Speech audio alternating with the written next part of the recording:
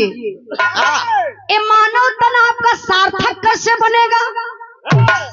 ए बिरहा में आप लोगों ने कमी है दर्शाई। एक लाइन मेरे बिरहा में मास्टर साहब, अच्छा, भोला यादव वरिष्ठ बड़े बाबू कुशल घुड़सवार, आपकी तरफ से 100 रुपए का पुरस्कार। बहुत बहुत धन्यवाद, प्रणाम। हाँ, आप की तरफ से कागजा बाद में मिलल, पैसा पहले मिल गए, धन्यवाद। ध्यान दे बाबू, हम बतौली आप लोगों से कि मनुष्य का तन मिला कैसे, अरे मानव तन मिला है तो आखिरकार हमें और आपको करना क्या चाहिए? क्या मास्टर साहब?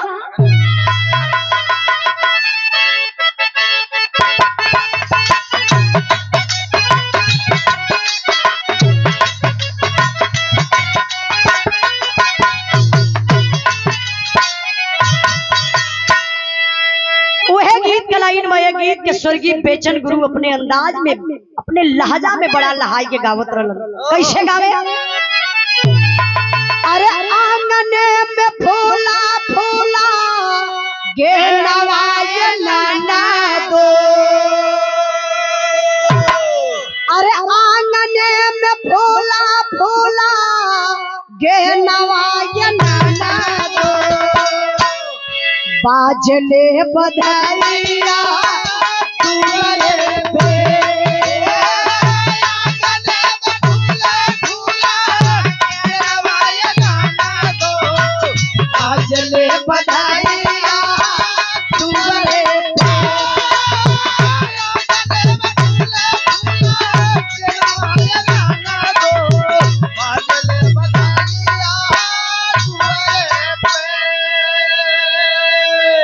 चश्मा ला चचा, अरे चच्चू वो नहीं कहता, ले चल गई ना। अच्छा, फोन आ गल तो जरूरी बा, वैसे टाइम भी हो गई, अब घरे गए रात का अक्सर फोन अबे करला, मेहरारू सबकर फोन करके सबके टॉर्चर करिए कहाँ हुआ, और जब ले वीडियो कॉल ना करवा तब ले जीव छुट्टी नहीं। 1000 बार कहा कि उजाला कभी राह सुनत ना, लेकिन नहीं, पहले वीडियो कॉल पे दिखावा। अच्छा देखिए बिरहा पर ध्यान दई।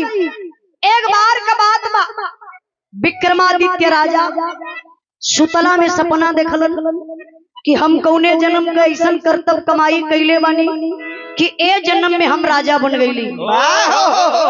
नींद टूटल, उठ के चारपाई पर बैठलन, सुबेर भयल। सुबेर का बाबू पूरे अपने क्षेत्र में, पूरे नगर में निमंत्रण भेजवा देलन।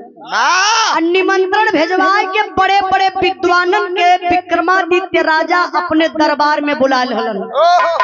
अब दरबार में बुलाए के यह सवाल कैलन कि रे मेरे नगरवासियों, मेरा एक सवाल है, मैं पहले जन्म का कौन ऐसा कर्तव्य कमाई किया हूँ जो इस जन्म में मैं राजा बन गया?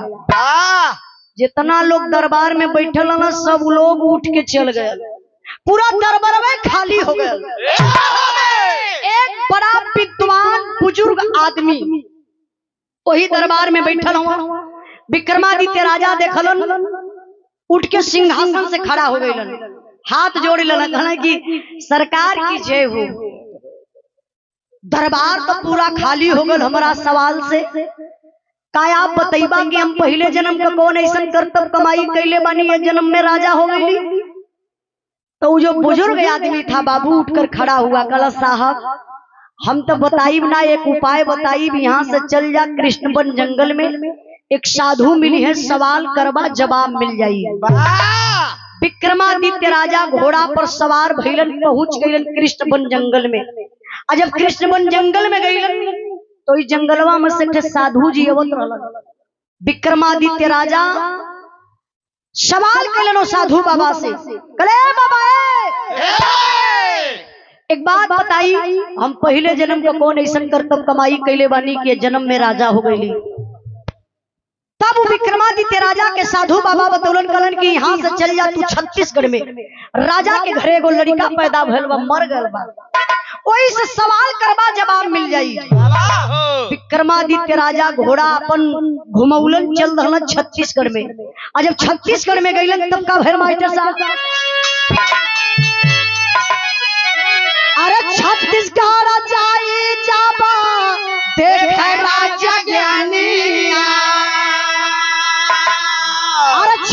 गाड़ा जाई जाबा देख राजा ज्ञानिया लसिया धैला बा दुआरे पे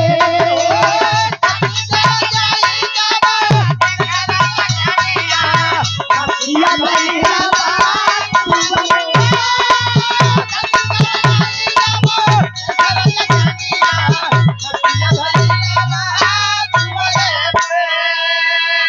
प्रश्न का जवाब पूछे लसिया से भाई आई है आवाज जाओ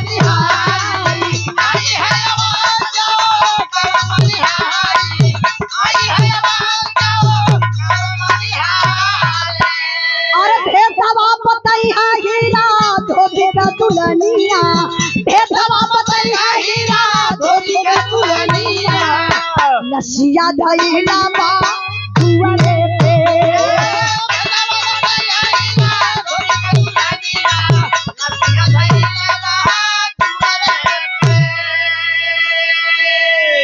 ध्यान दई बाबू विक्रमादित्य राजा पहुंच गए छत्तीसगढ़ में।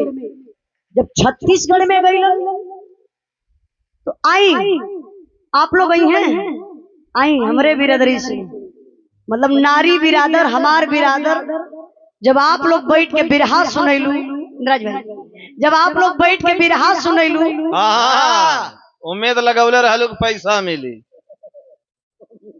अरे पागल हम ही सोचीला कि हमार माई बहन लोग बिरहा सुनत है अंदर से हमार हिम्मत जो न बढ़े ले तनी से भैया कुर्सी लगा दा प्रेम से बैठा दा लोग बढ़िया से बैठ के सुन ले। अरे तो हंसे भेंट करे आवत है भेंट का मतलब स्वागत करे हो स्वागत का मतलब स्वागत का मतलब यह दूसरे तरीके से ना इंद्राज भाई नहीं भैया समझा ना पावत सुधीरो भैया सोचत रहा साला बनारस और यहाँ में बड़ा धरती आसमान का अंतर है। आई तनी बिरहा पर ध्यान दई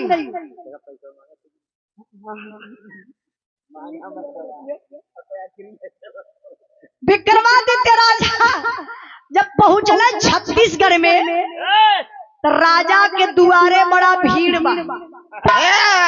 राजा के घरे एगो लड़का पैदा भइल बा उ मर गल पैदा भइल तुरंते मर गल उ लड़का का लाश रखल बा भीड़ ऐसे दुआरे लगल बा। विक्रमादित्य राजा जाय के वही अपन घोड़ा भीड़िए में खड़ा कर दल कहले आप लोग हट जाइए हट जाइए हट जाइए इसी लाश से मेरा एक सवाल है। पूरी भीड़ लगल विक्रमादित्य राजा के निहारे लोग कहाँ कहो देखे में कहीं का राजा लगत पगलाए गल का। अरे लाश कबो बोलल बा कि लसिया बोली लेकिन विक्रमादित्य राजा वो लाश से सवाल कैलन और सही बात बा कि लाश कभी बोलत नहीं लेकिन आकाशवाणी हुई एक आवाज आई। जब विक्रमादित्य राजा वो लाश से सवाल कैलन कि पहले जन्म को कौन ऐसा कर्तव्य कमाई कैले बानी ए जन्म में राजा बन गईली तो आकाशवाणी यही हुई कि हम तो ना बताई आप यहाँ से चल जा मनिहारी गांव में एक हीरा नाम को धोबी हमें उनकर दुल्ही मतलब धोबिनिया वही धोबी घाट पर कपड़ा धोवत मिली सवाल करवा जवाब मिल जाई। विक्रमादित्य राजा लाश वही छोड़लन अब घोड़ा पर बैठलन तुरंत ही निकल गईलन कहा मनिहारी गांव में वही धोबी घाट पर गईले देखत हो धोबिनिया कपड़ा धोवत बा तबले विक्रमादित्य राजा पिछवे से ललकार देहल। आई भैया भाई मंगल कहानी यही रहे तनिसा स्वागत सम्मान भी जरूरी बा।